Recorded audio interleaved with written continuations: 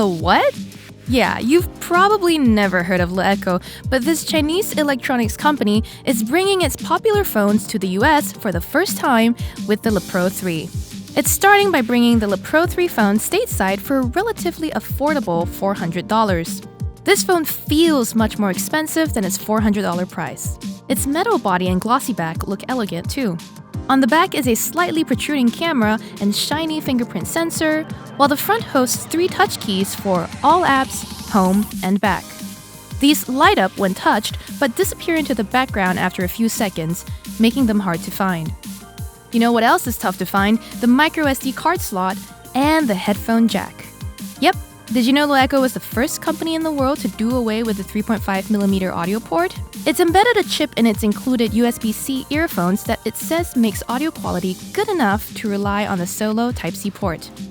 As for expandable storage, you won't need it according to the company because you'll get 5 terabytes of cloud storage on LeEco. The Pro3's 5.5-inch Full HD screen is bright, clear, and vibrant, but its LCD panel pales in comparison to AMOLED screens. These have more saturated colors and deeper blacks, leading to far richer image quality than the Pro3. The 2 speakers on the bottom of the phone were loud enough to hear from another room, although the audio generally lacks bass and gets tinny at top volume. This is where the Pro3 really struggles. Its skinned version of Android 6 Marshmallow, which it calls Ecosystem UI, is quite different from the original OS. Most notably, the Quick Settings Shortcuts panel is not in the Notifications drawer where it customarily is. Instead, you'll find it in the All Apps page, leaving little room to see all the apps you have open. Swipe all the way to the left of the homepage and you'll find what the company calls LeView, which is similar to HTC's Blink Feed and OnePlus's Shelf. LeView aggregates videos from YouTube and LeEco's library and shows you what it thinks you'd like. You'll also find the Live app, which gives you access to clips from sources like Vice and Cosmopolitan. Some of these are interesting, but the clips are, more often than not, obscure. Here's another disappointment. The Pro3's 16-megapixel rear and 8-megapixel front cameras are unreliable. In optimal light, pictures turn out great. But in low light, or when you've stepped into the shadows, the images aren't as vibrant or crisp. You can recover some detail with the flash, which doesn't overexpose or cause a blue cast.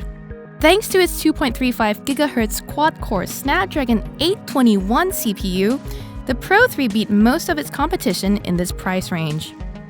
Even top-tier phones like the Galaxy S7 and the HTC 10 lost to the Pro3 on graphics benchmarks, while the OnePlus 3 kept pace in general performance tests.